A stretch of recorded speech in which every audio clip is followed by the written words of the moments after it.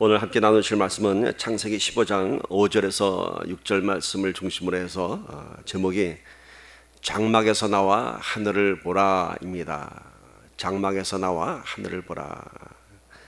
짧은 말씀이지만은 이 안에 참 놀라운 하나님의 약속이 담겨져 있고요. 하나님의 약속을 받아들이는 아브라함의 믿음이 있고 하나님의 축복의 원리가 있습니다. 귀한 은혜와 도전 나누기를 간절히 소망합니다. 아멘, 아멘. 1970년대 아마 지금도 잘 알 것 같습니다. 유명한 광고 카피가 있었죠. 광고 문안. 참 아름다운 광고 문안이었던 것 같아요. 멜로디도 참 이뻤고요. 하늘에서 별을 따다 하늘에서 달을 따다 두 손에 담아드려요. 아시겠죠? 모르시겠어요? 하늘에서 별을 따다 하늘에서 달을 따다 두 손에 담아드려요. 오랜 시 아름다운 날들이여 사랑스러운 눈동자여. 오란시 끝나죠. 참 지금 생각해보니까 그 가사가 참 어마어마한 가사였어요. 하늘에서 별을 따다가 하늘에서 달을 따다가 사랑하는 사람 두 손에 이렇게 담아드린다고 합니다. 결코 가능하지 않은 일이죠. 어떻게 하늘에서 별을 따고 어떻게 하늘에서 달을 따서 사랑하는 사람의 손 안에 이렇게 안겨주겠습니까? 단지 그런 마음을 불가능한 일이지만은 참 별을 따다주고 싶고 달을 따다주고 싶은 그러한 사랑의 마음을 표현한 것입니다. 그런데 이렇게 좀 꿈 같은 얘기, 별을 따다줄 수도 없고 달을 따다줄 수도 없는데 그런 고백을 하면 받는 사랑하는 사람은 참 마음이 행복합니다. 호황된 말이지만은 별을 따올 수 없지만 그 마음이 참 사랑스럽고 참 기쁜 것이죠. 이런 대화가 누구와 누구 사이에 가능한가요? 사랑하는 연인끼리 가능한 것이죠. 사랑하는 연인끼리는 이렇게 호황된 것도 이렇게 내가 별을 따다 줄게, 달을 따다 줄게. 그럼 고마워 자기야. 뭐 이렇게 좀 닭살 돋는 대화들이 오고 가지 않겠습니까? 근데 만약에 이런 호황된 얘기를 모르는 사람한테 제가 별을 따다 드릴까요? 아니면 달을 따다 드릴까요? 이러면 어떻게 될까요? 아마 미친놈 소리 들을 겁니다. 사랑이라는 관계가 전제가 되면요, 참 호황된 것도 우리 안에 사랑으로, 불가능한 것도 우리에게 참 꿈으로 이렇게 전해지는 것을 알 수 있습니다. 오늘 우리 예배 시작하면서 LA는 은혜 선교교회 뭐라 그랬죠? 밥이 사명이 됐습니다. 조금 고상해졌어요.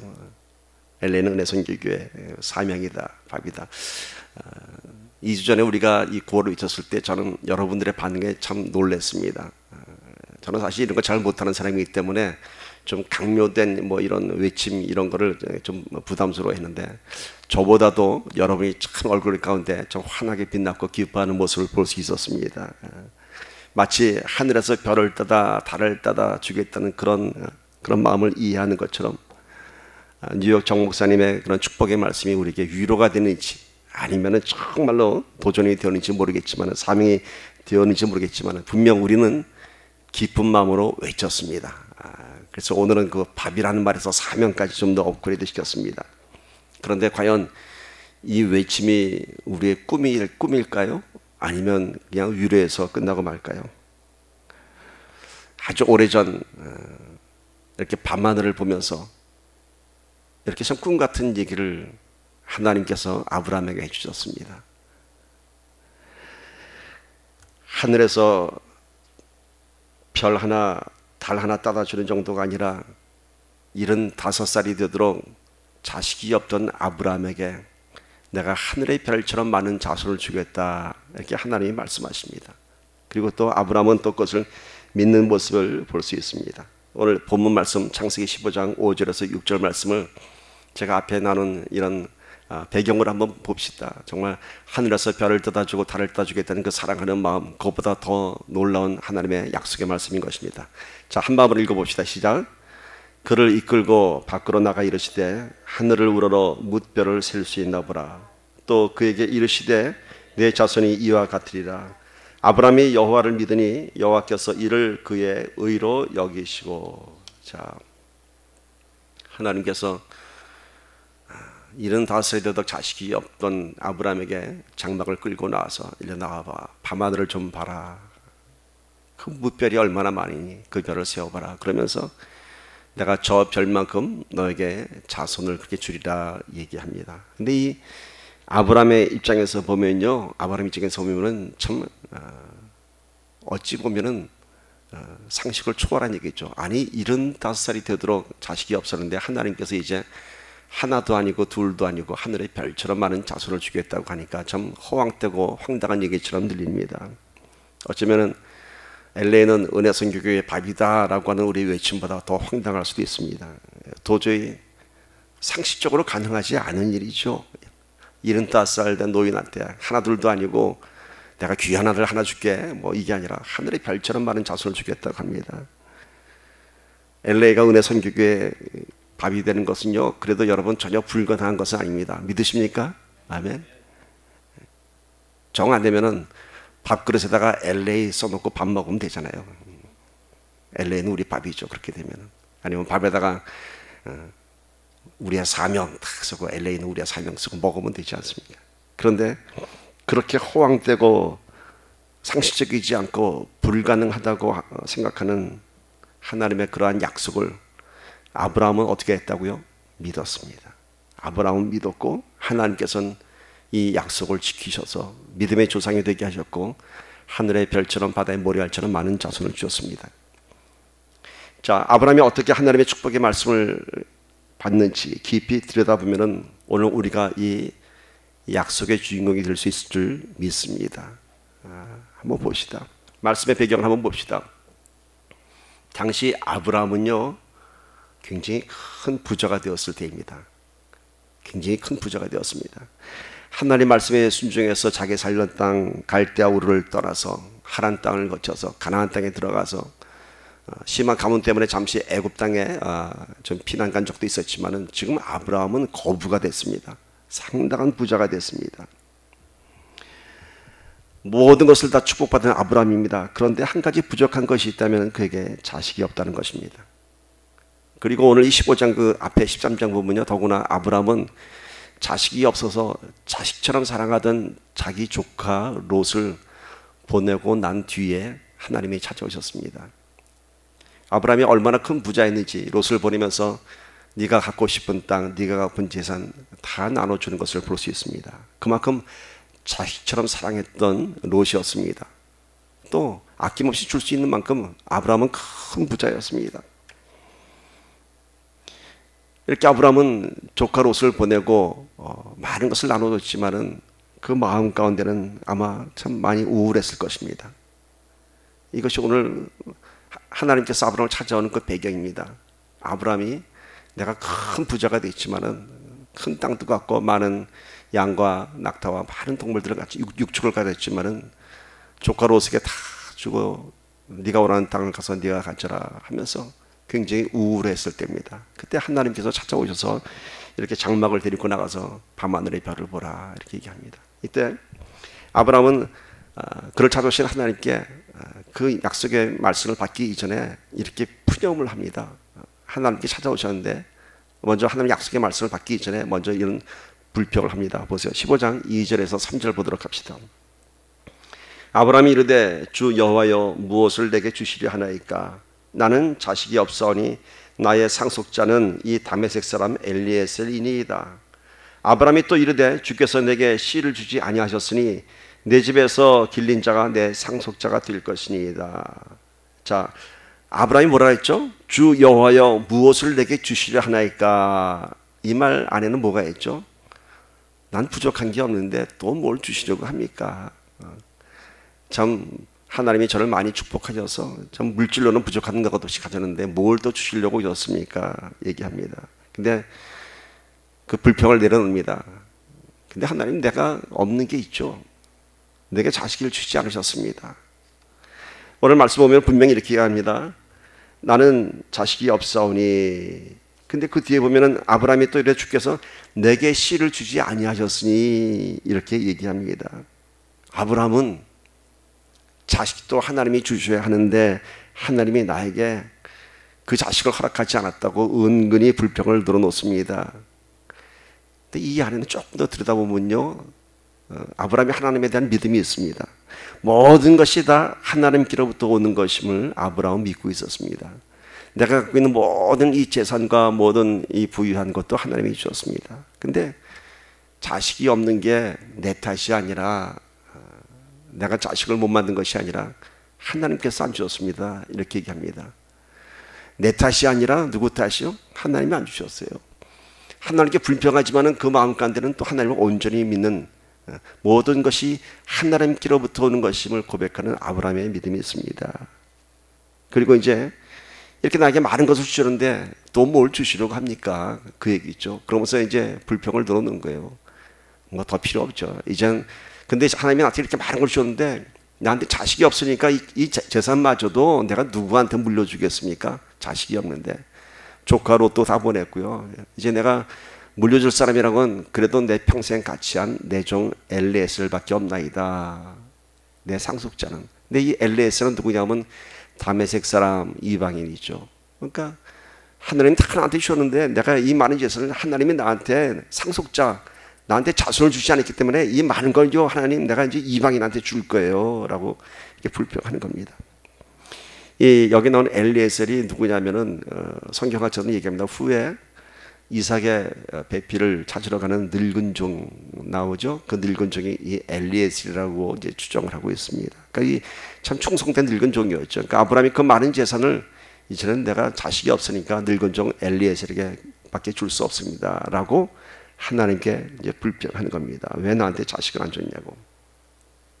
이때 하나님께서 이렇게 그야말로 왕창 빚인 아브라함에게 그래 아브라함 이리 와 하면서 나와 같이 이 장막을 나가보자, 이 천막 밖을 보자 하면서 밤하늘을 보라고 합니다. 그러면서 저 별처럼 내가 너한테 많은 자손을 줄 거야. 근데 놀랍게도 그렇게 믿기 힘든 이 약속을 아브라함이 믿습니다. 오늘 이 아브라함의 믿음의 과정을 보도록 합시다. 첫 번째는 하나님께서 그를 이끌고 밖으로 나가셨습니다. 천막 밖으로 나오라. 천막 밖으로 나오라. 천막 안을 한번 생각해 봅시다. 당시 중동 사람들이 살던 천막 안은 뭘까요? 그저 천막 안은 누더기로 다 키운 양을 키우는 목자들이 사는 그 천막이죠. 훗날 이스라엘 백성들이 광야 40년 살 때도 다 그런 천막 안에서 살았습니다. 그러니까 밤에 누우면은 뭐가 보일까요? 이렇게 누우면 먼지가 묻고 때가 묻고 더러워진 천장, 누더기 같은 천막 천장밖에 보이지 않습니다. 이 천막 안은 뭔가요? 아브라함의 현실입니다. 75살이 되도록 자식이 없는 아브라함, 많은 재산이 있었지만은 이젠 자식에 대한 기대를 할 수 없는, 포기할 수밖에 없는, 아니 자식이 없다고 이제는 본인이 이렇게 선언했습니다. 세상의 상식으로는 불가능한 것이었습니다. 그것이 이 아브라함의 생각이 맞습니다. 그것이 현실입니다. 그러나 하나님은 아브라함을 그 천막에서 장막에서 밖으로 이끌어내십니다. 자식 낳기를 포기한 아브라함에게 하나님은 천막 안의 누더기를 보여주지 않고 밤하늘의 별을 보여줬습니다. 네 자손이 이렇게 많게 되리라. 우리가 신앙생활을 한다는 것은요, 천막 안에 묶여 살던 우리를 하나님께서 밖으로 끌고 나오신 겁니다. 천막 안에서 늘 우리의 현실만 바라보며 우리의 형편만 바라보며 한숨 지으며 도저히 가능하지 않은 내 삶 속의 문제들을 바라보면서 한숨 지며 잠들던 우리들을 하나님께서 천막 밖으로 이끌고 나오신 것입니다. 그러면서 우리에게 놀라운 하늘의 파노라마를 보여주는 것입니다. 아브라함에게 수많은 밤하늘의 별들을 보여주면서 이렇게 너에게 많은 자손을 줄 거야 라고 한 것처럼 신앙생활은 천막 안에 살던 우리들을, 세상 안에 살던 우리를 하나님께서 끌고 나오셔서 놀라운 것들을 보여주시는 것입니다. 결코 천막 안에서는요, 현실을 벗어날 수 없습니다. 현실이라는 환경 안에서 우리는 그걸 닥치고 나올 수가 없습니다. 오늘 하나님을 믿는 자들은 천막 안을 보면서 한숨 짓는 것이 아니라 밖에 나와서 하늘을 보는 것입니다. 하늘을 보는 것입니다. 그런데 왜 우리가 장막에서 나오지 못하는가? 그 장막의 의미가 뭘까요? 그 장막의 의미는 나를 보호해주는 장막입니다. 이 세상 살면서 아브라함도 그랬고요, 이스라엘의 많은 목동들도 그랬고, 그 장막이 나의 안식처요, 나를 보호해주는 터전입니다. 삶의 터전입니다. 우리도 마찬가지입니다. 우리 장막의 의미가 뭔가요? 내 생각의 장막, 내 지혜의 장막, 내 경험의 장막, 지금 내가 갖고 있는 그 작은 것들, 그 모든 것들이 내가 이 세상 살면서 내가 지탱할 수 있고 나를 유지시킬 수 있는 그런 천막의 의미인 것입니다. 그래서 그것을 내려놓을 수가 없고 그것만이 내 삶의 모든 줄 알고 장막 안에서 바등바등거리며 살아가고 있는 것입니다. 그 장막이 바로 세상이라고 하는 장막이죠. 그래서 세상에 묶여서 세상만 바라보면서 세상의 방법대로만 살며 세상 안에서 아무것도 우리가 소망을 갖지 못하고 사는 것입니다. 신앙생활은 그 장막을 깨고 나오는 것입니다.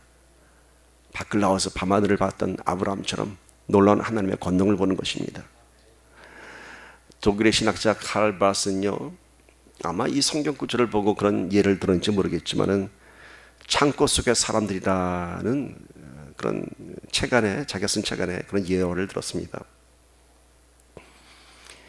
커다란 창고 속에서 사는 사람들이 있었다고 합니다.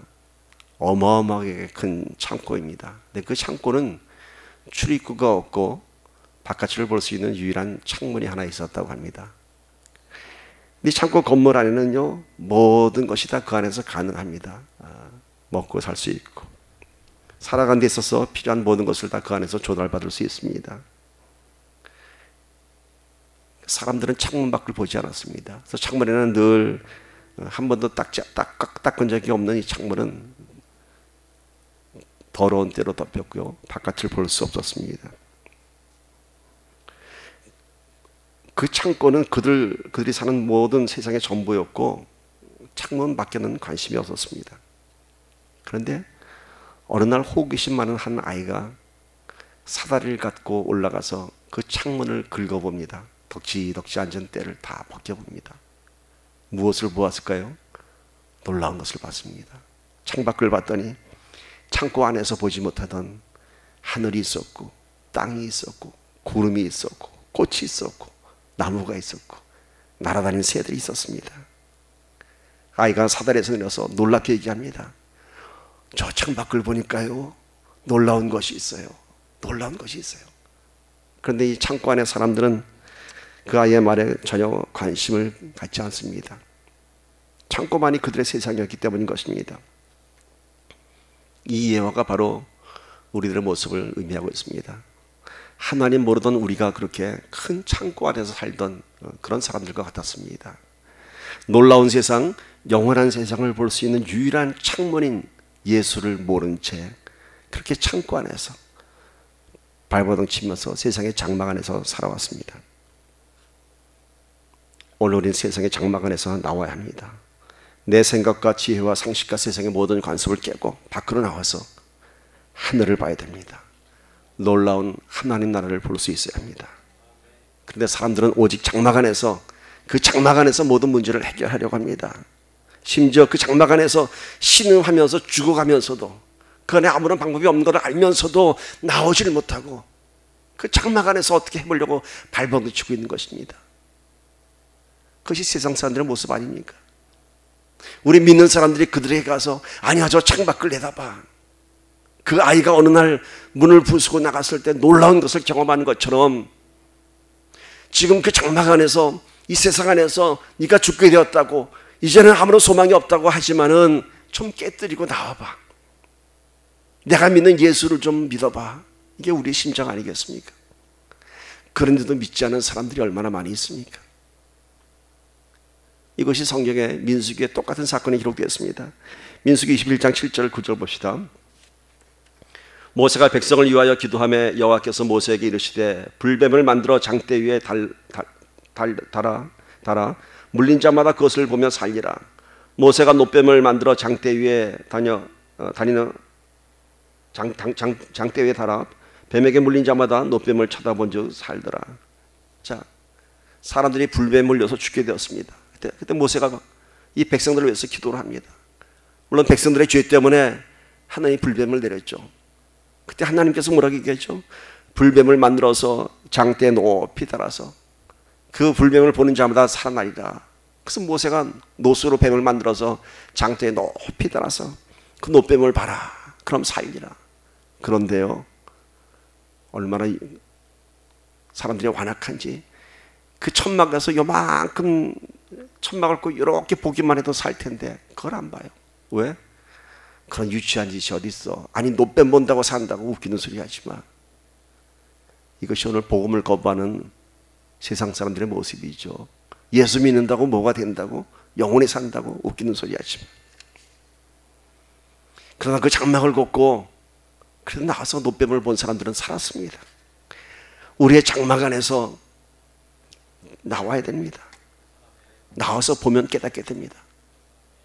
예수를 만나면 알게 됩니다.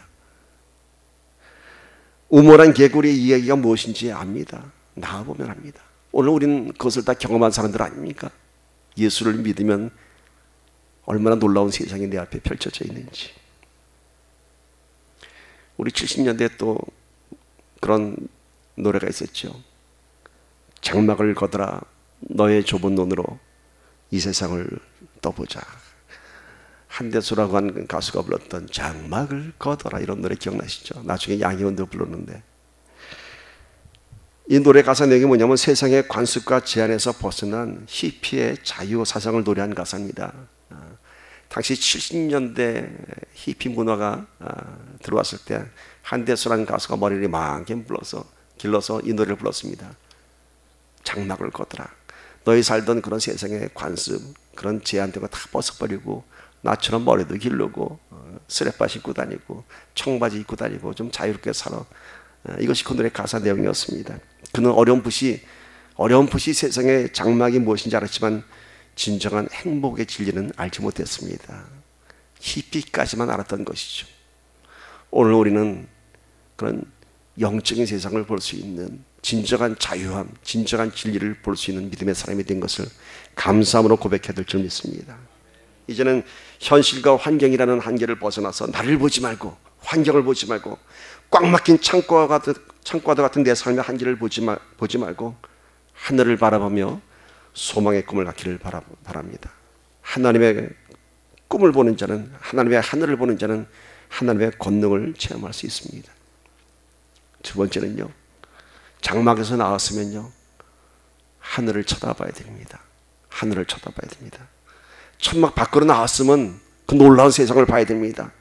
신앙생활은 내 현실의 벽을 뚫고 나와서 하나님의 권능을 봐야 하는 것입니다. 그런데 천막 밖으로 나와서도 하늘을 보지 못하고 깜깜한 땅만 바라본다면 우리 하나님이 얼마나 안타까워하시겠습니까? 장막을 나왔으면 땅을 보는 것이 아니라 하늘을 봐야 합니다. 신앙생활은요, 세상을 보는 것이 아니라 하나님의 권능을 보고 체험하는 것입니다.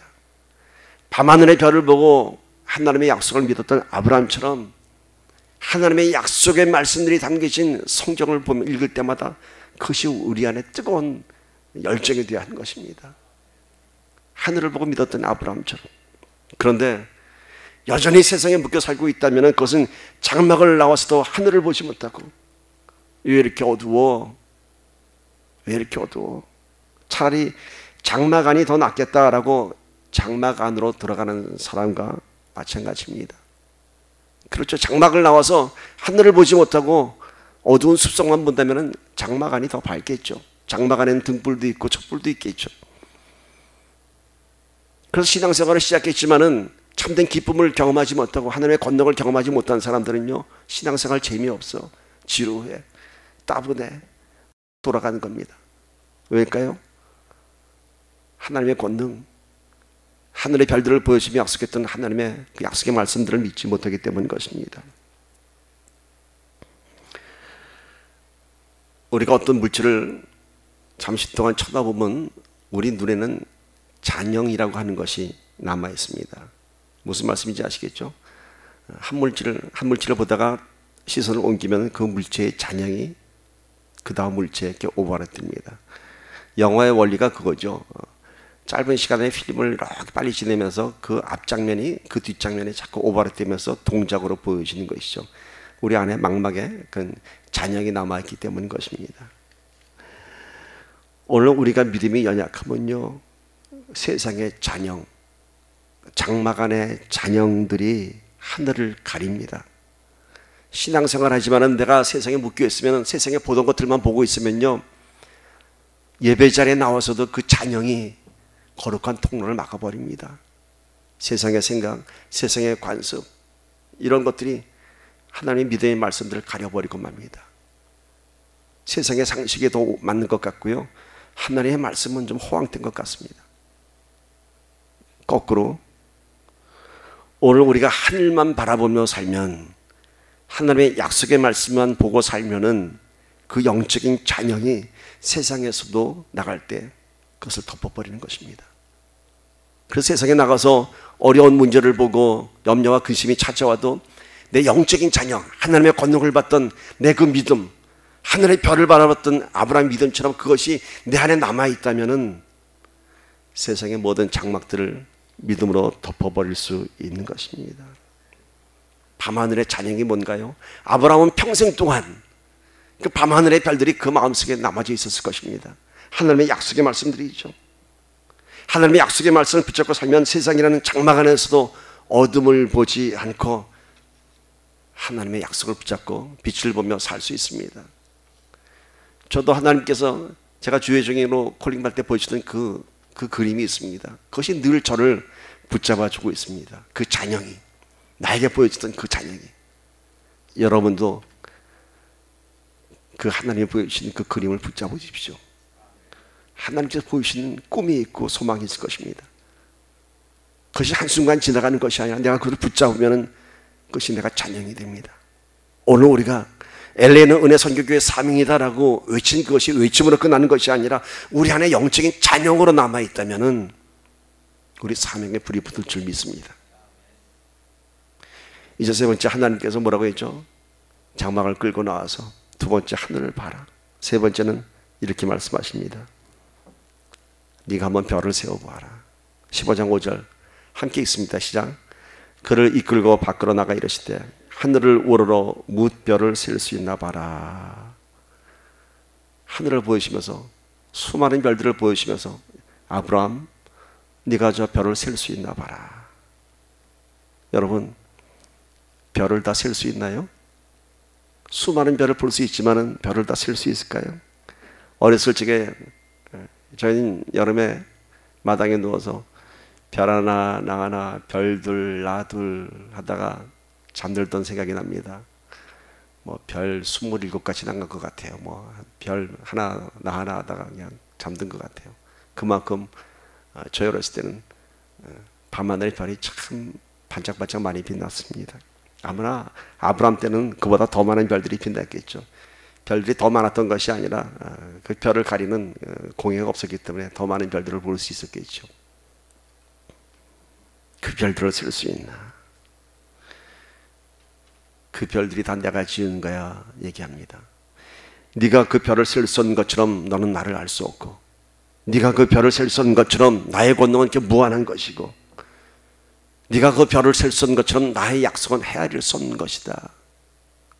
여러분, 우리는 하나님을 헤아릴 수 없습니다. 밤하늘의 별들을 보면서 그 숫자를 셀 수 없는 것처럼 우리 신앙생활을 그 안에 우리와 함께 하시는 하나님은 우리는 그 하나님을 헤아릴 수 없습니다. 그렇게 무한하신 분이고요, 그렇게 전지전능하신 분입니다. 별들을 보라. 네 자손이 그렇게 창대케 되리라. 오늘 우리가 믿는 하나님은 그런 하나님이십니다. 우리가 헤아릴 수 없는 분이십니다. 그런데 늘 우리는 장막안만 보면서, 내 삶의 환경만 보면서 하나님 안 계세요? 하나님 안 계세요? 왜 안 계신 줄 아세요? 내가 장막 안에 있으니까 못 보는 거예요. 장막을 나와서 하늘을 보며 거룩한 통로를 열면은 하나님의 권능의 별들이 우리 삶을 비춰줄 줄 믿습니다. 이제 아브라함의 반응을 봅시다. 이 뭇별들을 네가 헤아릴 수 있나 보라. 그러자 아브라함이 이렇게 얘기합니다. 6절 봅시다. 함께 읽어봅시다. 시작. 아브라함이 여호와를 믿으니 여호와께서 이를 그의 의로 여기시고. 아브라함이 여호와를 믿으니. 여러분, 이게 보통 놀라운 믿음 아닙니다. 여러분, 지금 75세 다 늙은 아브라함이 하나님께서 그 수많은 이발들을 보면서 내가 너에게 이렇게 수많은 자손을 주겠다라고 했을 때 아브라함이 믿었다고 합니다. 믿었다고 합니다. 그랬더니 하나님의 반응은 뭔가요? 자, 아브라함의 반응은 그냥 여호와를 믿었으니 하나님은 뭐죠? 그대 이를 그의 의로 여기시고. 이게 무슨 뜻인가요? 아브라함은 믿었고 하나님께서는 이를 그의 의로 여기시고. 이것이 뭔가요? 하나님의 약속이에요. 하나님께서 아브라함에게 너희 자손을 창대케 하리라, 별처럼 많게 하리라는 이 약속을 그의 의로 여기시고. 누구의 의? 하나님의 의로 여기시고. 쉽게 얘기하면요, 그 약속을 하나님께서 뭐 하나님께 이런 얘기하면 좀 어쩔 때 맹세하셨다, 뭐 우리로 치면은 그런 뜻이에요. 아브라함이 믿는 것을 보고, 그 하늘의 별 같은 자손을 주시는 약속을 믿는 것을 보고 하나님께서 의로 여기셨어요. 그래, 내 약속이 나의 의야. 하나님의 의가 뭡니까? 이루어지는 가짜 수표, 공수표가 아니라 하나님 맹세인 것입니다. 놀랍지 않습니까, 여러분? 아브라함이 그 황당한 약속을 믿었더니, 불가능한 약속을 믿었더니 하나님께서는 그 약속을 하나님의 의로 여기셨습니다. 아브라함의 믿음보다 더 놀라운 것이 뭔가요? 하나님의 의입니다. 하나님 맹세하셨어요. 여러분, 아무리 황당한 약속도, 아무리 불가능한 일도 우리가 믿으면은 하나님의 의가 됩니다. 놀라운 영적 원리가 아닙니까, 여러분? 불가능한 일을 할지라도 우리가 하나님을 믿으면은 내가 믿음이, 내 이 믿음이 하나님께는 약속이 되는 것이고 맹세가 되는 것입니다. 이거요, 쉽게 설명할 수 있어요. 우리도 누가 나를 정말 믿어주는 사람에게는 내가 그 약속 지킵니다. 왜? 나를 믿어주기 때문에. 저 사람이.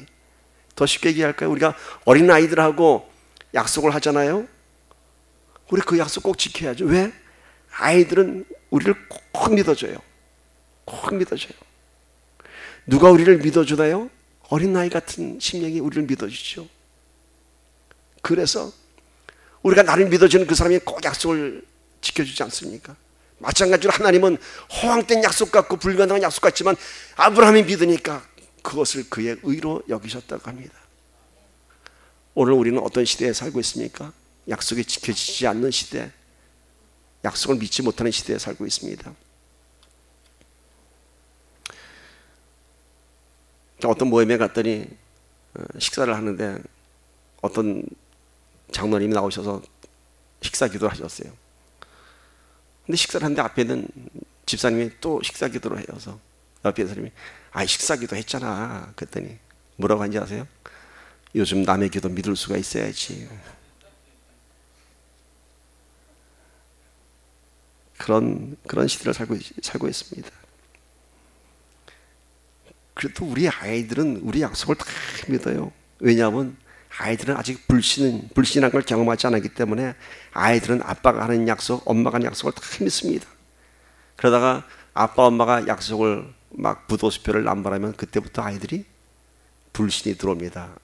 세상에 믿을 놈 하나도 없다는 엄마 아빠도 믿을 수 없구나, 이런 불신이 들어오는 것입니다. 우리 하나님은 신실하신 분입니다. 그분은 약속을 의로 여기시는 분입니다. 우리가 그 약속을 만들어내야 됩니다. 우리에게 어린 나이 같은 믿음만 있다면은, 어린 나이처럼 아빠 약속을 다 믿는 아이들처럼 우리가 하나님의 약속의 말씀들을 보면서 우리가 정말 믿는다면, 성경에 다 우리를 향한 약속 아닙니까? 두려워 말라, 놀라지 마라, 내가 너와 함께 함이라. 그럼 믿어야죠. 나와 계신데. 내 입술로만 그러고 밖에 나가면 두려워하고 걱정하고 염려하고. 내가 그것을 믿으면 하나님께서 그것을 의로 삼으신다고 하셨어요. 맹세하신다고 하셨어요. 오늘 이 축복의 원리를 꼭 붙잡기를 간절히 소망합니다. 내가 믿으면 하나님께서 그 약속을 의로 여기시고 기필코 이루어 주실 것입니다. 그러니까 여러분, LA는 은혜선교회 사명이들을 어떻게 받아야 한다고요? 우리의 믿음으로 받아야 합니다. 믿음으로 받아야 합니다. 그러면은 허황된 외침 같지만은, 불가능한 것 같지만은, 우리가 먼저 믿으면은 하나님께서 그 약속을 하나님의 의로 만들어 주실 줄 우리가 믿습니다. 그 후에 아브라함을 봅시다. 그러나 아브라함은 어떻게 됐죠? 여호와를 믿었습니다. 믿었는데 아브라함이 실패하는 모습을 볼 수 있죠. 75살 때 이 약속을 받았습니다. 그런데 10년을 기다려도 자식이 안 생겼습니다. 그러자 결국 아브라함이 자기 여종 하갈을 통해서 이스마엘을 낳았습니다. 우리는 아브라함을 이해할 수 있습니다. 하나님께서 하늘의 별처럼 수많은 자손을 준다고 했는데 10년을 기다려도 기미도 없습니다. 이제 90이 다 돼갑니다. 더구나 사례는 이제 경수가 다 끊어졌습니다. 하나님 뻥이네. 내가 환상을 봤나? 내가 환상을 봤나 봐. 포기할 만도 합니다. 그래서 이스마엘을 낳습니다. 오늘 우리도 그렇죠. 믿음으로 하나님의 약속 붙잡고 기도하고 그렇게 살아가는데 10년이 지나가도록 하나님께서 그 우리의 기도에 응답하지 않는다면 아마 우리 그 기도 이제 내려놓을지 모르겠습니다. 아니었구나. 그래서 이스마엘을 낳은 아브라함이 이제 99살이 됐습니다. 이스마엘이 14살, 15살 됐을 때죠. 이스마엘이 잘 커갈 때입니다. 그때 99살 때 와서 하나님이 다시 또 아들을 주겠다고 합니다. 아브라함과 사례가 어떻게 했죠? 껄껄껄 웃었다고 합니다. 하나님 농담 그만하세요. 이제 그만 갖고 노세요. 나 좀. 한 번이면 됐지 뭘 이제 내가 100살이 다 돼가는데 뭘 또 주시겠다고. 그냥 그러면서 뭐라고 얘기하죠? 지금 있는 이스마엘이나 잘 키우게 하여 주십시오. 이렇게 얘기합니다. 오늘 우리에게 새로운 감동이 온다면은 하나님 지금까지 나를 이렇게 광야에 내보내셨는데 뭐 이제 와서 무슨 일이 일어나겠어요? LA가 우리 밥이라고요? 그냥 있는 양이나 잘 키우게 해주세요. 아마 이게 우리 현실적인 그런 생각인지 모르겠습니다. 근데 99살 때 하나님 오셔서 아들을 주겠다고 하셨습니다. 그리고 놀라운 일이 일어났죠.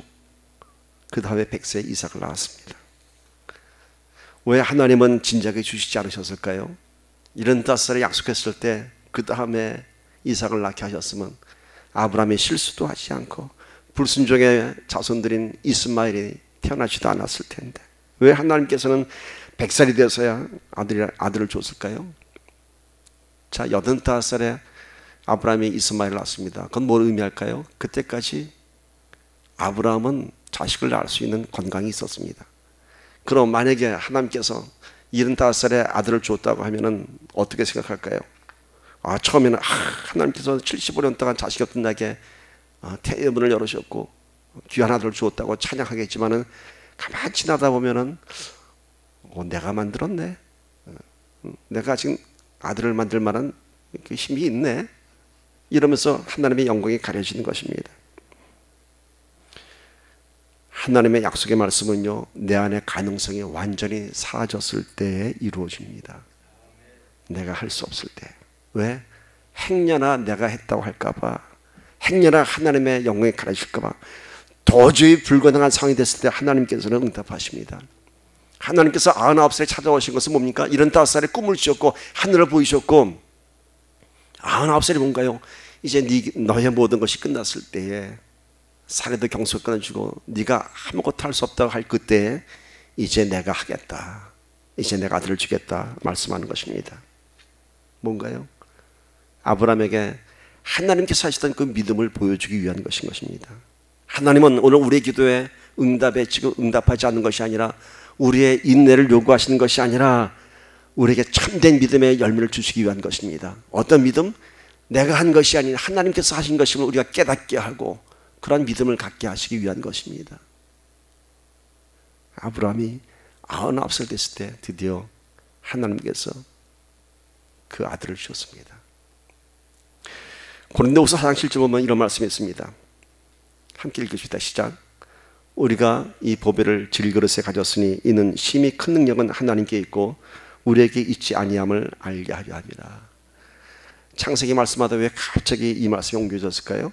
자, 우리가 이 보배를 질그릇에 가졌으니 이는 심히 큰 능력은 하나님에게 있고 우리에게 있지 아니함을 알게 함이라.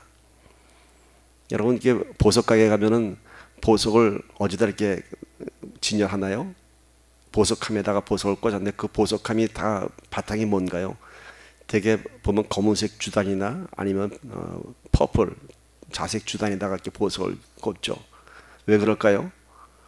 보석을 찬란하게 이렇게 쫙 돋보이게 하기 위해서 바탕은 심플하게 어두운 검은색으로 또는 자색으로 만듭니다. 이 싸구려 보석도 아니고 이미테이션 그 케이스를 보면요, 바탕이 얼마나 화려한지 모릅니다. 왜 그런지 아세요? 그 조잡한 이미테이션을 감추기 위해서 포장이 더 화려해요. 뭘까요? 무엇을 의미할까요? 이 보배를 질그릇에 가졌으니 하나님의 영광, 하나님의 능력을 드러내기 위해서 우리가 질그릇이 될 때까지, 아무 쓸데없는 질그릇이 될 때까지 하나님은 기다리시는 것입니다. 이는 심히 큰 능력은, 하나님의 큰 능력은 하나님께 있고 내 질그릇에 있는 것이 아니라 하나님께 있는 것을 알게 하려 함이라.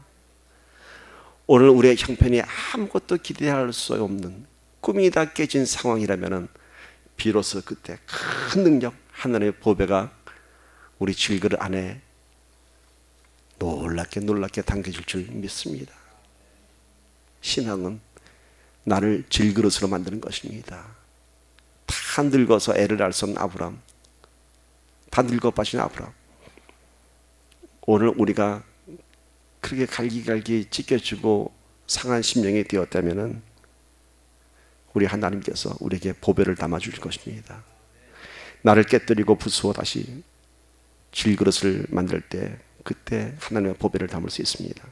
나는 가리고 오직 하나님의 영광만이 드러나는 그릇이 되었을 때에 밤하늘의 별만큼 많은 약속들, 축복들이 이루어지게 될 것입니다.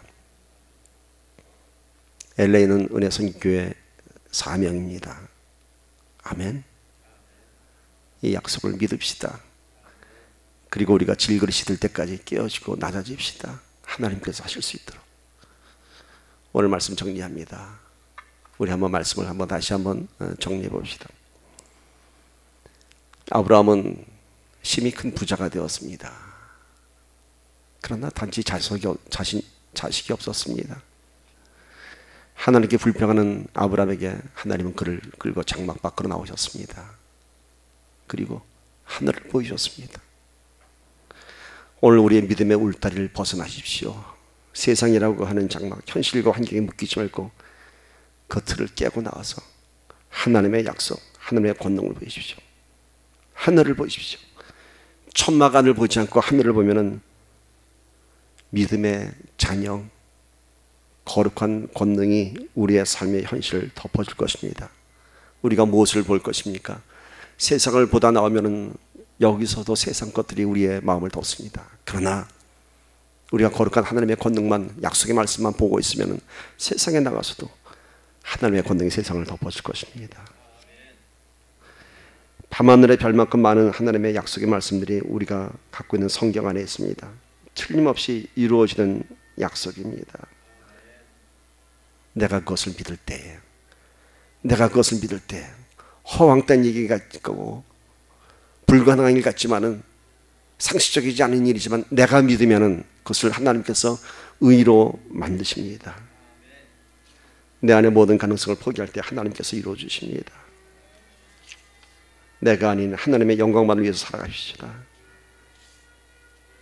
질그릇이 되어서 하나님의 보배를 담고 하나님의 약속의 말씀으로 승리하는 저와 여러분이 되기를 주님의 이름으로 간절히 축원합니다. 기도하며 나갑시다.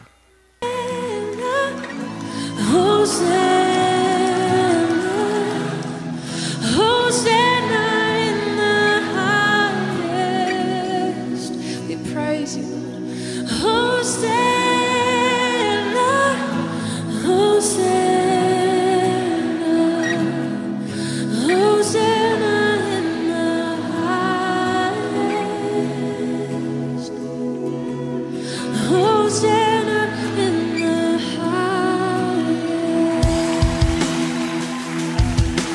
부서진 가고 그대로 오고 뭐 사람들도 지금 굉장히 뭐 지치고 지금 막 힘든 상황이고 뭐 부품이라든가 뭐 이런 자체가 제대로 체계적으로 이루어지지 않는 것 같고 굉장히 힘든 상황인 것 같습니다.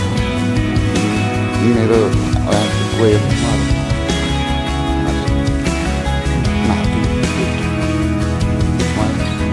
तपाईँ सक्नुहुन्छ भने रात दिनु पर्यो अलिकति पैसा